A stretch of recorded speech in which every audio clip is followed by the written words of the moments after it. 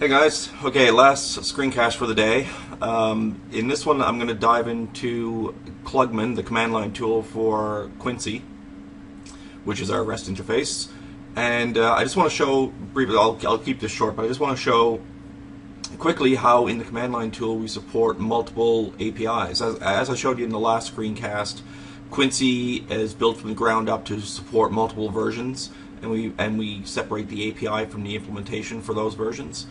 And in order to be useful, Klugman has to support those APIs as well. And from a developer's perspective, we want to make that lightweight. We don't want to have to do a lot of boilerplate or copy paste in order to support new versions. So let's show you how we tackle that. So what we've got here is the Klugman main file, Klugman.py, and you'll see in the comment here for the file, we've got our command line tool and our options and everything, and we're using docopt as our library for our arg parsing. And so this documentation here is really the input to docopt, so that this will get parsed and then that will turn into our command line processor. Down here is the, I'll show you more about that in a second. This is the important stuff. So now we're importing our different versions that we have out there. So for every change in the server version, there's a change in Klugman as well. So we've got our version 1 API and then our version 2 API, and then we have a mapping here that says for any operations on V1, use this definition. For any operations on version 2, use this definition, and that's where we get them from, and I'll dive into that in a little bit as well.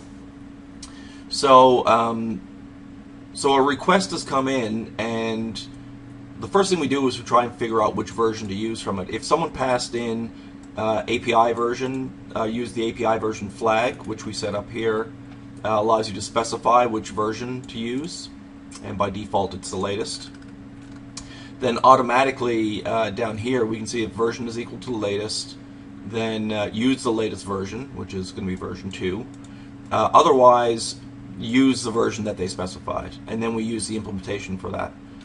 And then we set up our base URL, and we hand it off to the implementation for given that URL, here's the arguments, now go do something. So that's our API, and then we, because there's different commands, right? There's different commands for each thing, and then we dispatch to that API the rest of the command line, and then things will get parsed over there for more specific operations. So version 1, for example, has the streams resource. Version 2 tentatively has an archives resource. So version 2 obviously supports everything in version 1, or could override it and change it, but in this case we just add a new resource to it, so it inherits from version 1. So let's just go have a look at that, at the version 2 API. And what we see down here is that it just sets up these commands. So these are the available commands for a version 2 API. And again, we use the docstring or the docopt notation. It says, okay, we have a streams command you can do, and we can have an archives command we can do. And this is how we map these commands into implementations. So if someone issues a streams command, we use the version 1 implementation for streams, so we didn't have to copy paste all that stuff again. But if they start doing some version 2 stuff like archives, then we use this archives handler up here, and then we just defer down to the base class. So for the archives command, we've got a command line option which says here's how you here's where the command comes in. So this is where it gets dispatched to. So we can parse out our arguments, for start time and end time and everything. And then we call do archives, which is going to actually do the operation, which is going to send the call off to Quincy. So we can parse out these options, and then we can remove any of these empty parameters and send them all in with a request call, and then that'll just return it to the base class, and that's how we get the pretty table showing. But the more interesting one is in version 1, because this is the one that we've really got populated. So version 1 has the streams command. So if we were using the version 1 API, the user is only going to know about the streams command and the arguments that are available for that. You notice that there's no archives down here, because in version 1 we didn't have archives. And when we get up here, we pull out some information about it. So the doc-op for this is a little bit richer. We've got streams. You can pass in an ID. You can pass in, you know, younger than dates or particular states that you want to search by. And so then what we do is we take the data back from here, and then we dump the response out. So these are going to be our column headers, essentially. And then this is where the query actually gets sent off. If someone passed in an ID, then we change the URL to be specific, say stream/ID.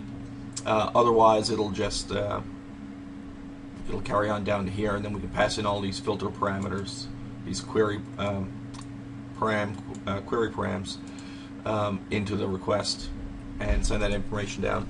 So basically, the idea is that as version 3 comes around, as version 4 comes around, we can just change the appropriate pieces and sort of select from our implementations which pieces we want to support and which ones we want to carry over from one version to another. So just like what we did in version 2 down here, if we got down to version 10, we would just change this mapping of the commands to the appropriate implementation. So that way our command line tool stays pretty flexible. Just let's have a quick look at how that operates in reality. Okay, so we've got our server running here, and this is our command line bash shell. So we can do some Klugman commands. So we'll just do Klugman. Actually, what we can do, if we just do Klugman, then we can see we can get a help option here. -H will give us some information. And then down below it says for all the commands we can do Klugman help. And what that's going to do is it's going to defer the operation off to the implementation for that version. So if I do help,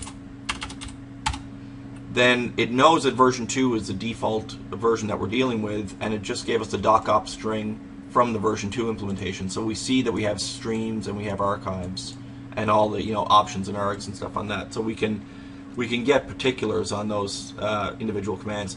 There is an option in here, a -a option, to specify which version we want to do. So if we do a version 1 help, you see we've just lost our archives command. Right, so now we can, in version 1, things have changed a little bit.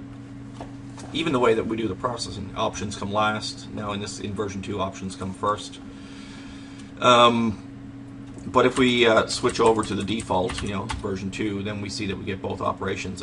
So if we want to get the particulars on a certain command, we can do Klugman streams, for example, -H, and get all the options from that. So now what's happened here is we just did a call, it found the right version, it got the implementation for it, and it passed all those commands right down to that implementation, which in this case was the version 1 streams command. So now we get all the details on the streams option. So that's how we support multiple versions inside of Klugman. It keeps it relatively lightweight and easy to use, and then we can use the same thing as a command library instead of a command line tool, as an actual Python library as well.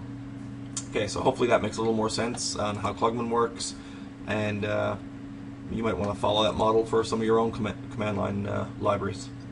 Thanks.